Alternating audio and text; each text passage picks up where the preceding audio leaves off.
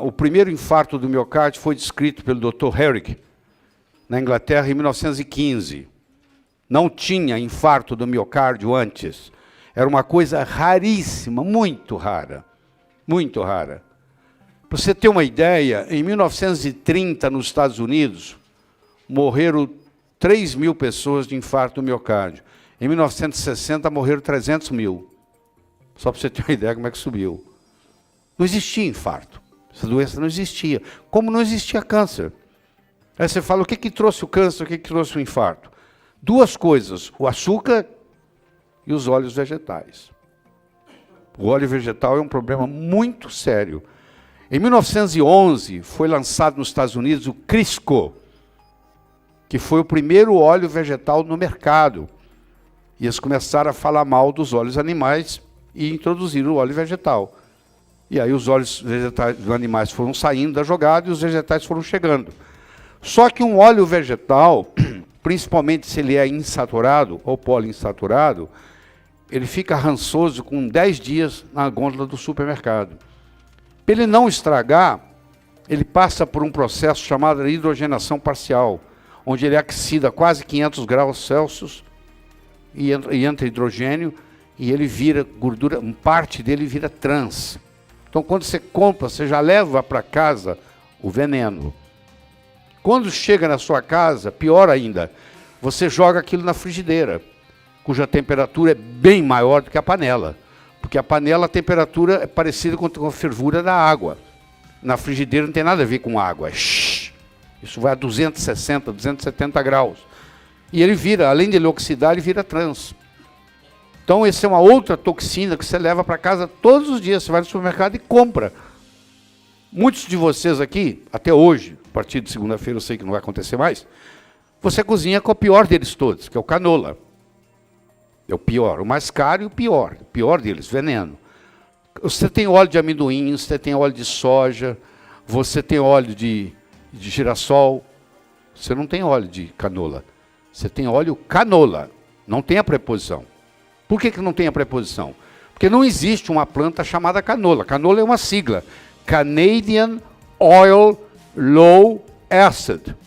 Existe uma planta chamada couza, que o fazendeiro não deixa o animal comer porque ele morre de miocardiopatia. O inseto não ataca essa planta, porque ele não quer comer nenhum inseto quer passar perto. Ela era usada para lubrificante de automóvel, para lubrificante de máquina. E o governo canadense pegou essa couza, que tem um ácido chamado erústico, que quando cai na frigideira vira bracídico, e diminuiu ele de 5% para 1%. Por isso que chama Canadian Oil Low Acid. Só tem 1% de veneno ao invés de ter 5%. Água mole em pedra dura, tanto bate até que fura. Depois de 20 anos que você está comendo com canola, você infarta. Você desenvolve miocardiopatia, você desenvolve insuficiência cardíaca congestiva. Então eu quero que você entenda, essa toxina chega na sua mesa de graça, porque como você não tem preparo para isso, que você não aprendeu na faculdade de nutrição, você acha que porque vem a propaganda que canola é bom, você vai, isso é ótimo. E não é um veneno. Então, você vai ver um dia que eles vão voltar a cozinhar com o que a sua avó cozinhava, que é banha de porco. Uma outra opção é o azeite de oliva, não para fritar, mas para cozinhar pode. E a terceira, e a melhor das opções, que é o que eu uso na minha casa, é o óleo de coco. Porque o óleo de coco ele é saturado de cadeia média, capróico, cáprico e láurico. O ácido láurico, quando cai no estômago, ele junta uma molécula com a outra, vira uma coisa chamada monolaurina, que mata fungo, mata bactéria, mata vírus, mata parasita. Lugares, ilhas do Pacífico, onde predomina a culinária do coco, não existe AIDS, existe HIV. Mas o HIV não progride para AIDS. Nós vamos ter uma aula de 2 horas só sobre óleo de coco, vai chegar esse dia. Mas isso eu quero, você tem que pensar o seguinte, como é que eu vou cozinhar na minha casa a partir de segunda-feira?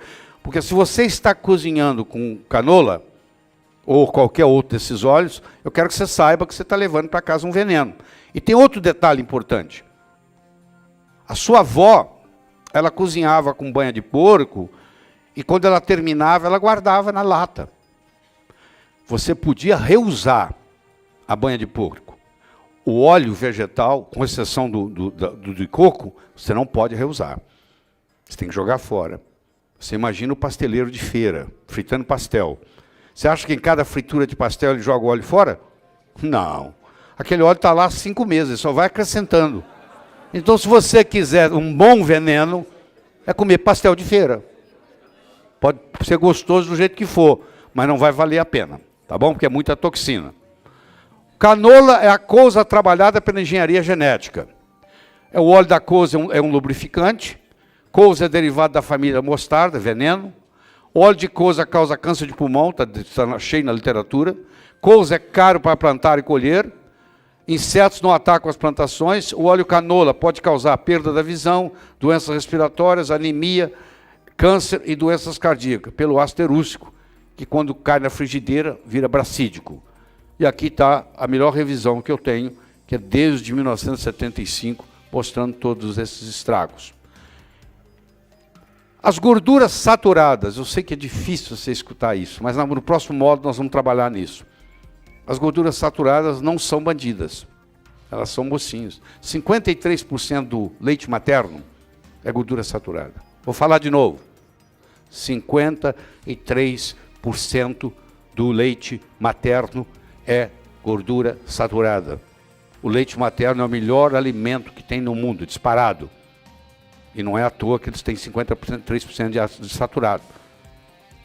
Então, esse conceito que você tem que saturado faz mal, isso não é verdade. O segundo melhor alimento que existe chama-se ovo. Eu comi 3 no café da manhã, cozidos. Vou comer mais 3 quando eu chegar em casa, 6. É o que eu como por dia hoje, 6 ovos. Tá? As gorduras trans são antinutrientes. Antinutrientes. Você não tem ideia do que elas prejudicam no organismo. Você não tem ideia. E é difícil você comprar qualquer produto de óleo no supermercado que não tenha gordura trans. É praticamente impossível. Os radicais livres não fazem mal. O que faz mal é o excesso de radical livre. Não existe vida sem radical livre. Quando o radical livre está em excesso, porque a superoxidase, a glutationa peroxidase e a catalase não estão dando conta, você forma uma coisa chamada estresse oxidativo. Estresse oxidativo é prejudicial. Radical livre per se, não. O açúcar, a farinha de trigo, nós vamos ter aula sobre isso, o prejuízo que isso dá no corpo. Tá? O sal, eu espero que você já tenha começado a mudar. Cloreto de sódio causa pressão alta. E é altamente deletério, porque para ficar branquinho daquele jeito tem a opção de bleaching lá, a opção de veneno. Sal integral é remédio. Eu desafio você a passar da sal integral para sua avó, que é hipertensa, e ela vai tirar a medicação, ela não vai precisar de medicação, porque a maioria das hipertensões é por deficiência de magnésio, e o sal integral tem muito magnésio, tem muito potássio, tem zinco, tem selênio. Então, sal é remédio, cloreto de sódio é veneno.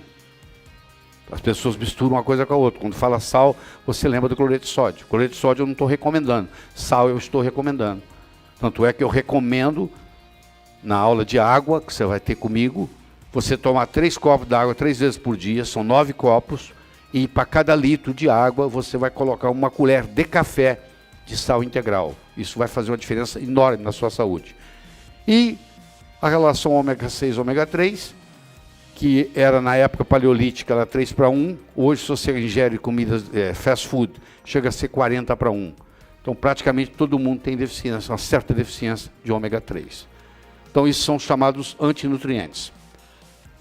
Don't you sell anything without the dreaded trans fatty acid? Se o cara quer comprar alguma coisa que não tenha trans, a única coisa que eles acharam foi cigarro. Hoje você vai num lugar desses de conveniência, a única coisa que você acha sem trans é cigarro. Do contrário, tudo tem.